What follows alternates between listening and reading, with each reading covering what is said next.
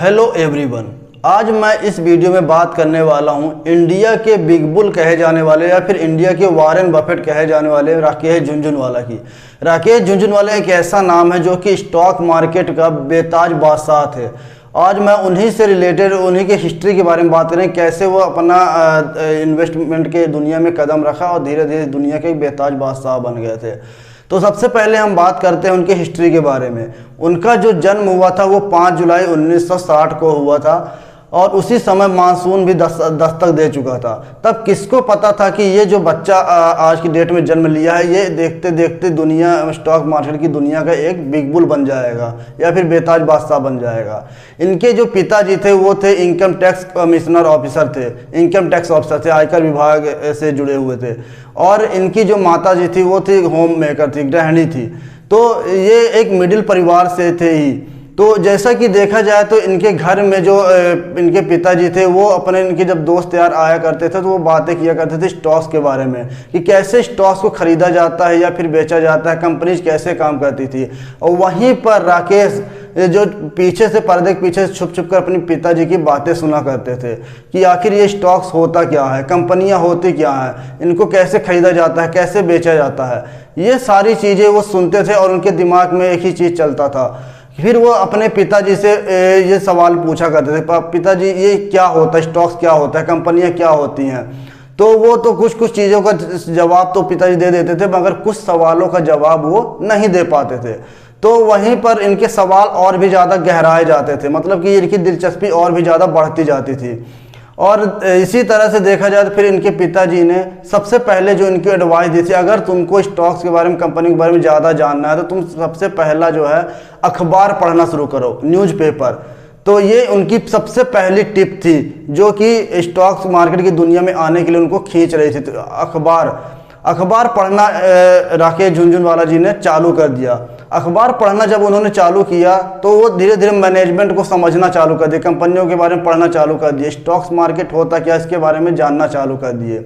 फिर वो उन्होंने अपनी पर धीरे धीरे आगे बढ़ते रहे इस दुनिया की ओर और फिर उन्होंने अपना कॉलेज जो है सीडे हम college of commerce and economics के अपनी पढ़ाई पूरी की, ग्रेजुएशन किया। उसके बाद इन्होंने सीए की पढ़ाई कंप्लीट की, चार्टर्ड अकाउंटेंट बने।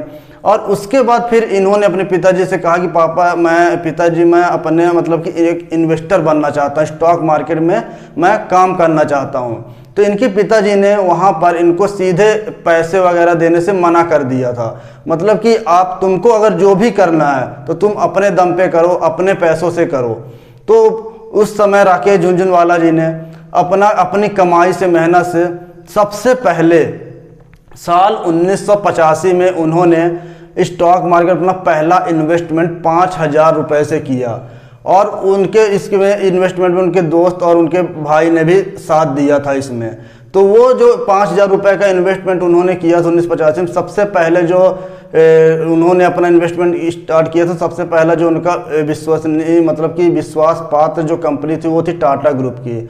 सबसे पहले उन्होंने टाटा टी में अपना इन्वेस्टमेंट किया। उस टाटा टी का उस समय भाव चल रहा था 43 रुपीज़, 43 रुपये से उन्होंने अब देखते देखते 3 महीनों के अंदर ही 143 रुपये उसका भाव हो गया। और उन्होंने धीरे धीरे करके पहले 5 लाख के संपत्ति उसमें से इन्वेस्टमेंट से कमाई, उसके बाद धीरे धीरे करके उन्होंने 25 लाख तक, फिर धीरे धीरे करके उन्होंने और भी पैसा कमाते गए। फिर बात आती है साल 2003 की।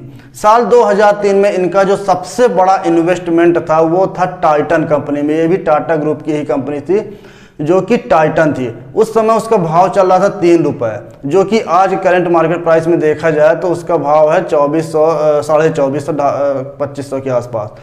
तो ये सबसे बड़ा इन्वेस्टमेंट उनका साबित हुआ। और वो जितनी मतलब उनके बारे में ये भी कहा जाता है कि स्टॉक मार्केट की दुनिया में कि अगर वो किसी कंपनी में या फिर किसी स्टॉक में हाथ रख दें या फिर उसको छू लें तो वो सोना बन जाता था। तो इस तरह से राकेश झुनझुनवाला धीरे धीरे स्टॉक मार्केट की दुनिया में अपना कदम रखे, वो धीरे धीरे बिग बुल बने। और देखते देखते वो 3 दशक 30 सालों के अंदर ही उन्होंने अपनी जो संपत्ति है 5,000 रुपये से लेकर के 4,000 करोड़ या फिर 5,000 करोड़ तक की संपत्ति अपनी बना डाली।